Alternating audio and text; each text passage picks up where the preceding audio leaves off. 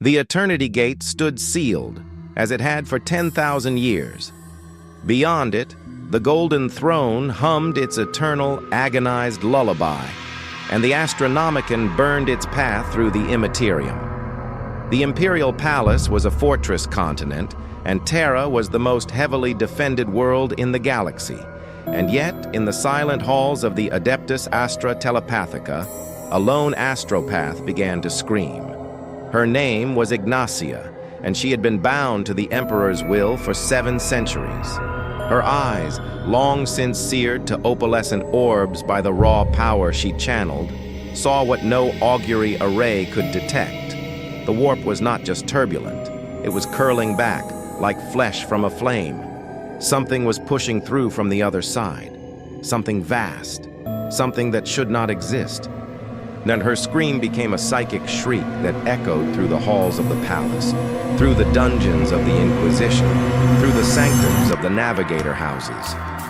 It was a warning, but it was also a death rattle. Before the custodian guard could reach her cell, her head snapped back, her mouth opening wider than any human jaw should, and she spoke in a voice that was a chorus of 1 billion screaming souls.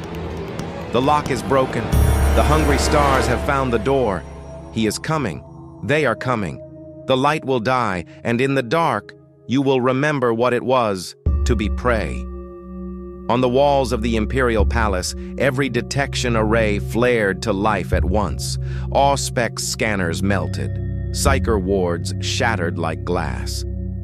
And in the void beyond Pluto, the sensors registered a single impossible fact. The warp had gone completely, utterly silent. No demons, no storms, no whispers. Just a vast, pregnant stillness, as if the entire Imperium was holding its breath. Then the screaming began. Not from the warp, but from inside the system. From the crew of a bulk hauler near Jupiter. From the populace of Saturn's moon, Titan. From the very fabric of reality on Terra itself. The nightmare had not begun with an invasion. It had begun with an awakening. The iron cage of the Imperium, 10,000 years in the making, had just been opened from the inside. For 10,000 years, the Astronomican had been the beating heart of humanity's dominion. A psychic lighthouse of impossible power, it guided 1 million ships through the roiling chaos of the warp. Its light was the Emperor's will made manifest, a golden beacon that said to all who saw it, "Here is humanity, here is order, here is safety." For 17 seconds, it went out. It was not a gradual dimming. It was a snuffing, as sudden and absolute as a candle pinched between thumb and finger. In that instant, every navigator in every ship across the galaxy felt their third eye blister and weep. Every astropath felt their mind ripped open and scoured raw, and every vessel translating through the warp at that moment simply ceased to exist. The divine right of kings, a Gloriana-class battleship that had served the Emperor since the Great Crusade, was halfway between Segmentum Solar and Ultima Segmentum when the light died. Her navigator, an ancient lord of the House of Navigators, screamed once as his warp eye exploded. The Geller fields, starved of the psychic power that fueled them, flickered and died. The ship, and all 150,000 souls aboard, was swallowed by the warp in a single, silent gulp. It was not torn apart. It was simply gone, as if it had never been. This scene repeated itself 1 billion times over. A sector fleet en route to break an orc, wah, vanished without a trace. A pilgrim vessel carrying the faithful to the shrine world of Sanctia dissolved into nothing. A black ship of the Inquisition, packed with untrained psychers, became a screaming wound in reality before being pulled into the depths. In 17 seconds, the Imperium lost more ships than it had in the entire horusheresy. The loss of life was incalculable, but the loss of hope was far, far worse. For when the Astronomican flickered, every world, every fleet, every soldier, and every citizen knew, with a soul-deep certainty that transcended logic, that the Emperor had finally died. And in a galaxy where the Emperor was the only thing holding back the absolute dark, his death meant only one thing: humanity's turn had come. Terra did not have time to mourn. The silence in the warp was a lie. It was the pause before the storm, the indrawn breath of a predator about to strike. And when the Astronomican returned, sputtering back to life with a psychic scream of agony, the storm broke. They did not come through the void. They came through the air. In the throne room, the great cathedrals, the administratum towers, and the crowded hab blocks, reality split like rotting cloth. Rifts of impossible color and geometry tore open, and from them poured the Neverborn. The first wave was a tide of lesser demons, bloodletters with brass swords, plague-bearers with buzzing flies, demonettes with seductive screams, and horrors that split and multiplied with every cackling laugh. And they fell upon the civilian population with a glee born of 10,000 years of thwarted hunger. The streets of the imperial palace ran with blood before the first shot was fired in return. But the custodian guard was already moving. The Legio Custodes, the 10,000, had waited their entire existence for this moment. They were not space marines. They were something greater. Demigods among demigods, each one a living weapon crafted by the Emperor's own hand. And now, they faced the enemy they had been made to destroy. Captain General Trajann Valoris led the defense of the Eternity Gate itself. His voice, amplified by his helmet's Vox grill, boomed across the courtyard. "Shield wall! For the Emperor! For the throne! No ground!" The Golden Warriors locked shields, their guardian spears a hedge of crackling energy. The demons crashed against them like waves against a cliff. Bloodletters were impaled. Great unclean ones were hacked apart by coordinated strikes. Keepers of secrets found their seductive whispers met with the silent, absolute focus of warriors who had spent millennia learning to resist all temptation. But for every demon slain, 2 more poured through. The rifts were widening, and from the largest rift, a thing of impossible scale began to force its way through.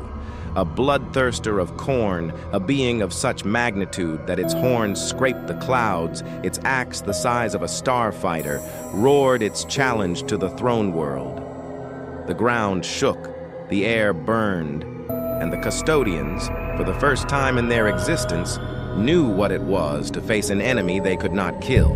On Mars, the situation was no less dire. The Forge World, the heart of the Adeptus Mechanicus, was under siege from within. The scrap code that had plagued them for millennia had found its perfect moment. It swept through the new sphere like a plague, turning war machines against their masters, corrupting magos into mindless slaves, and driving the population into a frenzy of self-destruction. In the depths of the Noctis Labyrinthus, Fabricator General Szeth 7 stood before the vault of Moravec. It was the most sacred place on Mars, a sealed chamber containing the last remnants of the dark age of technology.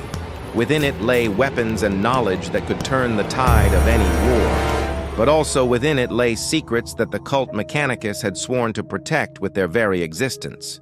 The choice was simple, and it was impossible. His senior magos, a being of pure data and cogitator arrays, projected a tactical analysis into his mind. Fabricator General, the demon incursions are spreading. The Noctis Labyrinthus will fall within the hour. We must deploy the Moravec relics. The Speranza's STC fragments alone could... Denied. Szeth 7's voice was a grinding of gears, a hiss of steam. The vault contains technologies that predate the Imperium, technologies that could corrupt or destroy us all if unleashed. The risk is too great. The risk of extinction is greater, the Magos countered, his logic circuit screaming. Without the relics, Terra falls. Without Terra, the Omnissiah falls. Without the Omnissiah, we are nothing. Szeth 7 stood in the silence of the vault's antechamber, the weight of 10,000 years of doctrine pressing down on him. To open the vault was to risk unleashing horrors that made demons look like children's tales. To keep it sealed was to guarantee the death of the Imperium. He looked at the chrono readout. He had minutes. He thought of the Emperor, the Omnissiah, the living machine god who had given humanity the gift of technology and the promise of a future. He thought of the trillions of souls depending on him. He thought of the oaths he had sworn. Then he thought of the look in the eyes of a young tech priest he had seen die an hour ago. Her mechadendrites torn out, her skull crushed by a corrupted Castellan robot. She had believed in him. She had believed in the Omnissiah. Szeth 7 made his choice. He placed his palm on the vault door. The Omnissiah is not a secret to be kept. He is a truth to be served. Open the vault. Deploy everything. We will face the consequences if we survive. The 17th second was the longest. On Terra, Trajann Valoris stood alone before the Eternity Gate, his body a mountain of slain demons, his spear broken, his helmet gone. The bloodthirster loomed above him, its axe raised for the final blow. Behind him, the gate trembled. Behind the gate, the Emperor sat in silent agony. On Mars, Szeth 7 watched as the first of the Moravec relics activated. A weapon of pure black light annihilation that had not been fired in 15,000 years. It hummed with a power that felt wrong, that felt like the death of stars. He prayed he had made the right choice. In the void, aboard the vengeful spirit, Abaddon the despoiler watched his victory unfold. The galaxy was his for the taking. The corpse emperor was broken. The Imperium was in flames. He raised the talon of Horus, ready to give the order for the final advance. And in the warp, in the spaces between reality and nightmare, something stirred. It was not a demon. It was not a god. It was something far, far older. Something that had watched the rise and fall of races since before the first star was born. Something that had been waiting for this exact moment.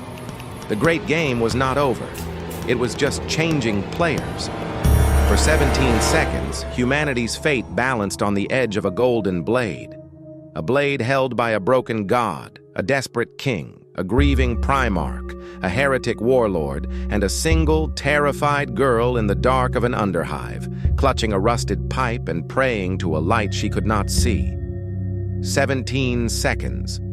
And then, the universe blinked. In the cold void beyond the veiled region, a fleet of impossible size drifted in total darkness. Aeon's old tomb ships and war barges, their hulls scarred by the war in heaven and the long, bitter sleep, hung motionless. Aboard the flagship, the Aegis of Silence, a single intellect burned with cold fire. Szarekh, the last king of the Necrontyr, observed. His linchpin, a device of black stone and stolen celestial geometry, had been placed centuries ago. It was not a weapon, but a lens.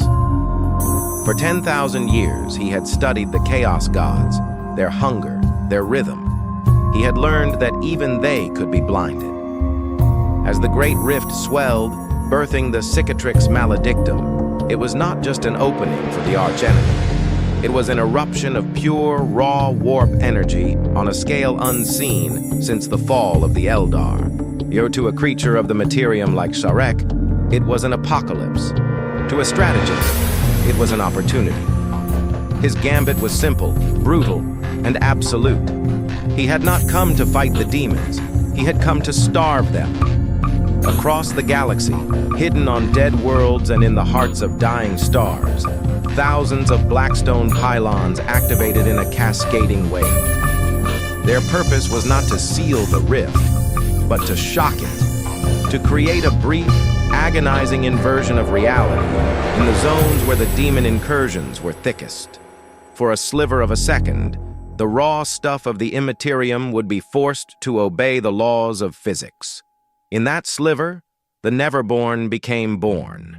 They became things of flesh, blood, and bone, their existence tied to a corporeal form they had never known. And flesh, even demon flesh, can be killed. on 100 worlds, and Space Marines found their bolters actually hurting the greater demons they faced. On the vengeful spirit, Abaddon watched in fury as his most favored champions, suddenly mortal, were cut down by their own berserk troops. In the webway, the pressure on the custodians lessened as the demons attacking them flickered, their forms becoming solid and vulnerable to the Ancile Warden's flickering blades. The gambit bought time, precious, irreplaceable seconds. But Szarekh knew it would not last. The rift was too powerful. All he could do was give the young races a chance to catch their breath before the tide returned. Upon the ravaged soil of Terra, Roboute Guilliman was a god of war among men. His armor was a patchwork of his own ceramite and the golden plates of fallen custodians. He bled from a dozen wounds, none of them his own. He had not stopped fighting since the first demon set foot on the Throneworld. He stood before the Eternity Gate, the last unbreached line. Before him lay a mountain of demon flesh and the broken bodies of his brothers, ancient and new. He could feel the weight of 10,000 years of command pressing down on him, the crushing loneliness of being the last loyal son of his father, standing in the light of a dying dream. His strategium, a hastily assembled collection of hololiths and screaming Vox officers, was a mess of desperate reports. Segmentum Solar was lost. The Phalanx was drifting, her guns silent. He saw the flicker in the warp, the strange solidifying of the demons, and knew someone, somewhere, was trying to help. But it was a reprieve, not a victory. He looked at the data. The Astronomican's flicker was the core of the disaster. With the Emperor silent, the Imperium was blind, deaf, and dismembered. 1,000,000 worlds were fighting alone. Even if they held Terra, the Imperium was already dead. His decision was instantaneous. It was the hardest he had ever made. He turned to his command staff. All remaining fleet assets in the Sol system. Prioritize ships with functional warp drives, regardless of damage. They are to form up on my position immediately. A young officer stared, aghast. My lord, we cannot abandon Terra. Guilliman's blue-armored hand clamped on the man's shoulder, and his voice a thunderous growl that silenced the panicked chatter of the strategium. We are not abandoning Terra. We are saving the Imperium. He pointed a crackling power sword at the flickering hololith of the galaxy. The signal is gone. They are leaderless. Every world, every fleet, every chapter is fighting alone. They need to know the throne still stands. They need to see the light again. His plan was insane. He would take a fleet, a spear tip of what remained, and plunge into the raging warp. He would not try to fight the storm. He would ride it. He would use the very chaos that sought to consume them to spread his ships across the shattered remnants of the Imperium like seeds. Each ship would carry a message. The Emperor lives. The fight continues. I am coming. It was a desperate, high-risk gambit. 9 out of 10 ships would be lost, but the 10th would reach a beleaguered world, a dying fleet, and reignite the flame of hope. It was the order of a Lord Commander who understood that in an empire of 1,000,000 worlds, hope was the only weapon that could not be manufactured. In the alleys of a hive city on Viridia Prime, a young woman named Ilara huddled with her younger brother, Kale. The city above them was dying. They had heard the sirens, the screams, then the silence. They had seen the things that crawled from the shimmering air in the main plaza. They had run.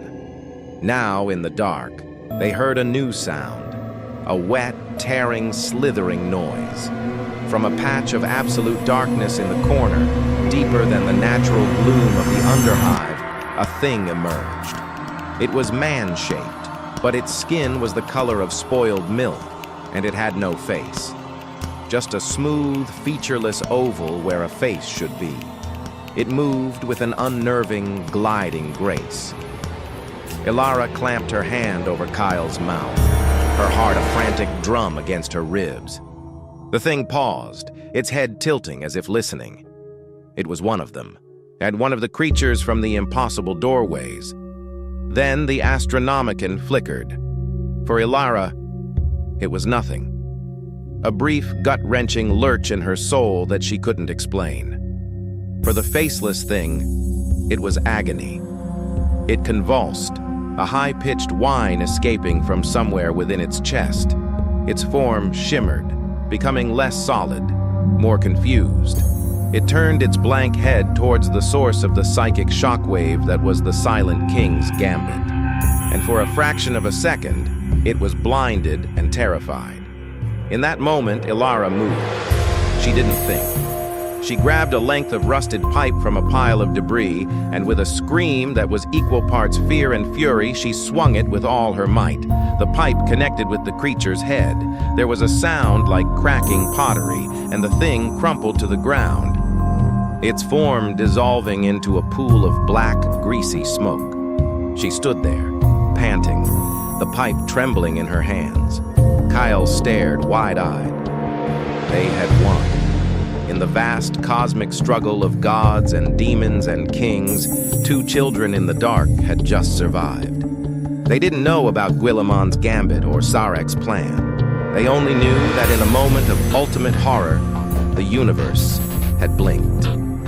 And they had been ready. In the deepest, most sacred chamber of the imperial palace, the silence was absolute. The only sound was the slow, wet rasp of the golden throne's failing systems, and the psychic equivalent of a scream from the being entombed within it. The flicker had not just been a dimming of the light, it had been a spasm of agony. For a moment, the great game had come to claim its greatest prize. The custodians stationed in the throne room, 10 of the most elite warriors to ever live, stood with their guardian spears held at the ready. They were not watching the great doors. They were watching the throne. The air around it shimmered, reality fraying at the edges. A single, successful incursion here would end everything. The first chime was a sound of pure brass, a discordant note that seemed to come from inside their own skulls. It was the sound of a door opening. From the shimmering air before the throne, a hand emerged. It was beautiful and terrible, made of molten gold and shadow, and it reached for the withered form of the emperor. The custodians moved as one, a golden blur of ceramite and auramite. Their spears struck the hand, but it was like striking a mirage. It reformed, reaching closer. The second chime, another hand, then a third. The demon, whatever cosmic horror it was forcing its way into reality, using the Emperor's moment of weakness as a door.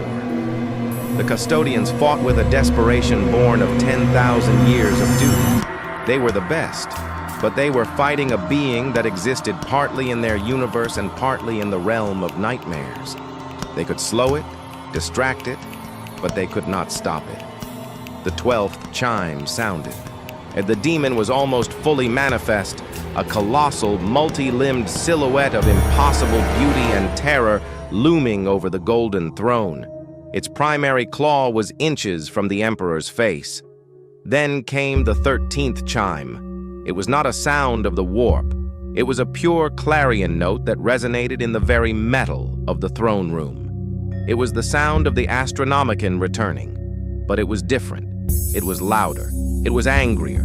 It was a psychic roar of such magnitude that the demon screamed, its form unraveling like smoke in a hurricane. For a single, brilliant second, the Emperor was not a broken corpse on a life support machine. He was the master of mankind, the omnissiah, the anathema. His will, forged in the fires of the unification wars and tempered by 10 millennia of silent suffering, focused into a single burning point. The demon was not just banished, it was unmade, its essence scattered across the immaterium like ashes on the wind. The 13th chime faded, leaving only the rasp of the throne and the ragged breaths of the custodians. The Emperor had spoken. He had held the line. The 17 seconds passed. On Terra, the golden light of the Astronomican returned, flaring brighter than it had in centuries. It was a beacon, a lighthouse in the infinite dark, and its signal was clear. I am still here. In the warp, the great storms did not cease, but they faltered. The demon fleets, suddenly deprived of the focused rage that had propelled them, became disorganized, prey for the hungry entities that lurked in the deeper currents. The pressure on the materium eased. On the vengeful spirit, Abaddon watched his grand triumph crumble. His demon allies were gone, banished by the psychic shockwave. His mortal legions were leaderless. He roared his frustration to the uncaring void, a sound lost in the screaming of the warp. Before the eternity gate, Guilliman felt the change. He looked at his father's light, they burning strong and true in his mind's eye, and allowed himself a single, grim nod. He gave the order. The ships that were to carry his message of hope began their perilous jump. In the darkness beyond the galaxy, Szarekh observed the data. The rift remained. The war was far from over, but his gambit had worked. The young races had been given a chance. He powered down his throne, his cold intellect already calculating the next move in a game that had lasted 60 million years. In the underhive of Viridia Prime, Ilara and Kyle felt the change as a sudden warmth in the air, a lifting of the crushing weight of dread. They didn't understand it. They just knew the worst was over. Ilara looked at the pipe in her hand, then at her brother. She offered him a shaky smile. "Come on," she whispered. "Well, let's go see if the sun's still there." Dawn broke over a galaxy that was scarred, bleeding, and irrevocably changed. A million worlds lay in ruins. A billion souls had been lost. The imperium of man was a shadow of what it had been 17 seconds ago. But it was alive. The line had held. The Throneworld stood. And in the east, against all odds, the sun was rising.